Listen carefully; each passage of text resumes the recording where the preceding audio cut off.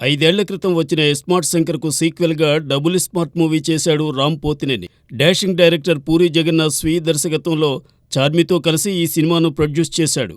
'Pushpa 2' August 15 నుండి డిసెంబర్‌కు postpone కావడంతో అదే తేదీన 'డబుల్ స్మార్ట్'ను రిలీజ్ చేయాలని పూరీ టీం ఫిక్స్ అయిపోయింది. అయితే ఇప్పుడు హఠాత్తుగా అదే రోజున రవితేజతో హరీష్ శంకర్ తెరకెక్కిస్తున్న 'మిస్టర్ బచ్చన్' కూడా వస్తోంది. 'గురువు' సినిమాకు పోటీగా 'మిస్టర్ బచ్చన్' రిలీజ్ చేయడం వ్యక్తిగతంగా తనకి ఇష్టం లేదని, కానీ తమ పంపిణీదారులు మైత్రి మూవీ మేకర్స్ ఒత్తిడి మేరకే ఆగస్టు 15 వస్తున్నామని హరీష్ శంకర్ చెబుతున్నాడు.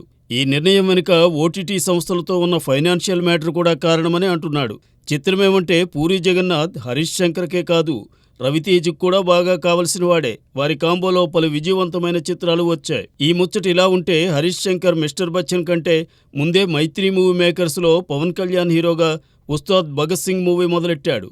అయితే దాన్ని హోల్డ్లో పెట్టి ముందు ఈ సినిమా పూర్తి చేశాడు. ఇదే సమయంలో రామ్తోనూ తాను ఓ సినిమా చేయబోతున్నానని హరీష్ శంకర్ చెప్పాడు. దాన్ని 'జవాన్', 'కృష్ణమ్మ' చిత్రాల నిర్మాత కృష్ణ ప్రొడ్యూస్ చేయబోతున్నాడని తెలిపాడు. నిర్మాత కృష్ణ మొదట్లో పూరీకి రైట్ హ్యాండ్గా ఉండేవారు. పూరీ, కృష్ణ ఆ తరువాత ఆర్థికపరమైన ఆరోపణలు, ప్రత్యారోపణలు చేసుకుని రచ్చకెక్కారు.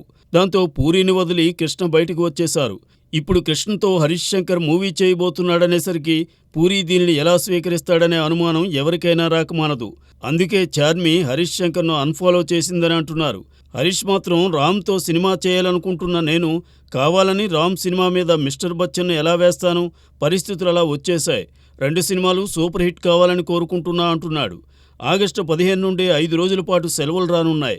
మరి హరీష్ కోరిక మేరకు 'డబుల్ స్మార్ట్', 'మిస్టర్ బచ్చన్' రెండూ హిట్ అవుతాయేమో చూద్దాం.